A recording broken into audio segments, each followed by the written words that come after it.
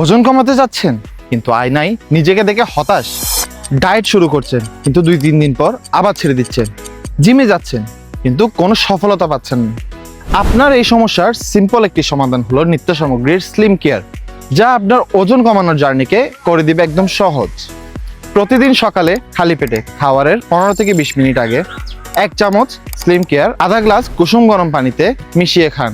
আপনি চাইলে টেস্টের জন্য সামান্য লেবুর রস ব্যবহার করতে পারেন।